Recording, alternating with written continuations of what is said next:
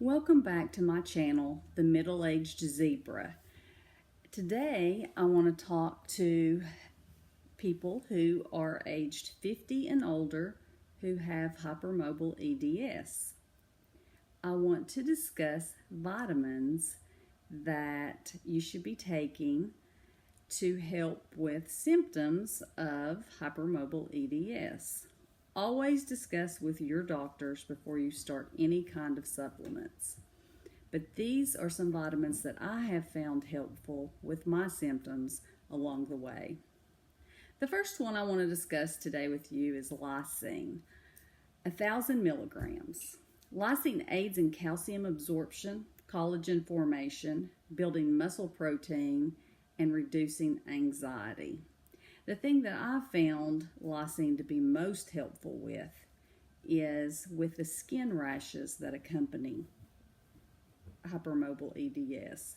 Before I started taking lysine, I was often using doxycycline and topical type steroids for skin rashes. Most frequently I would have skin rashes on my cheeks, my chin, and in the back of my hairline. But lysine has seemed to help those, and I haven't had to do any type of antibiotics or steroids in a very long time.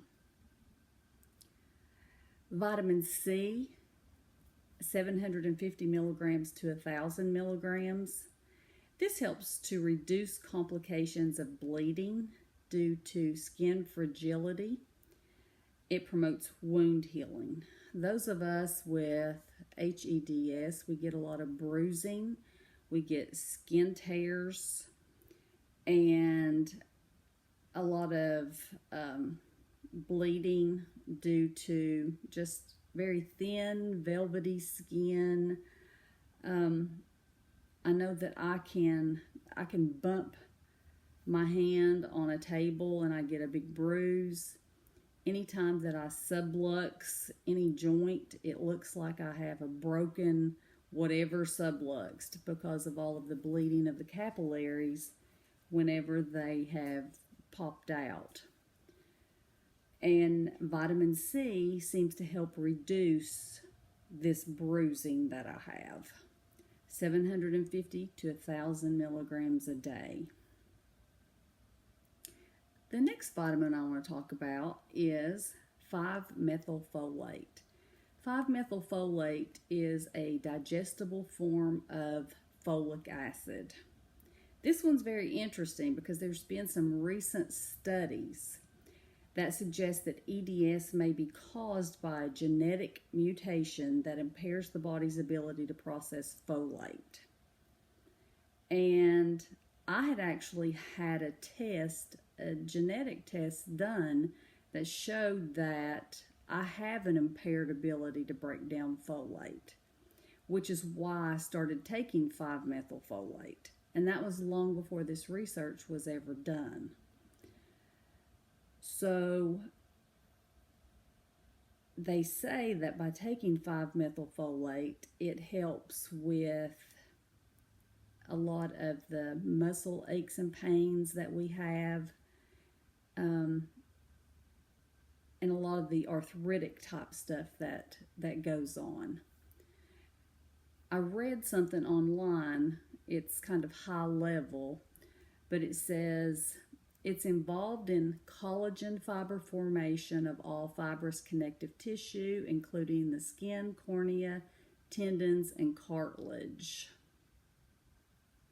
Connective tissue is held together more loosely, and there's increased thickening or scarring of the tissue. So basically the 5-methylfolate helps us to hold our bodies together. The next vitamin is vitamin D. It's common for people with EDS to be deficient in vitamin D. They recommend that year-round we take 5,000 units daily. It's important for bone health, muscle strength, immune function, and it also helps to absorb calcium if you take vitamin D.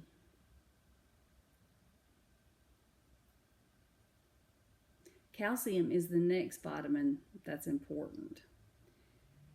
Calcium's 1,200 milligrams a day, and it's important for bone strength because people with HEDS, osteoporosis is something that's very common for us from age 50 on. So calcium is going to be very important for us to start at least by age 50. When you have your yearly lab work done, make sure you get these levels for the vitamins checked to make sure that if you're not deficient in them, you don't need it. But if you are, these are common things that you are deficient in. The last one I want to discuss today is magnesium. Magnesium helps with muscle relaxation, nerve function, and collagen production. Low levels can increase symptoms of fatigue, muscle cramping, and joint instability. The recommended daily allowance is 320 milligrams to 420 milligrams daily. When our magnesium gets low, we can have sleep problems. It can increase anxiety. So magnesium is definitely an important vitamin to take. I hope this has helped, and I hope you have found this to be valuable information. Please comment below and let me know other topics that you would like to hear about. And thank you for joining.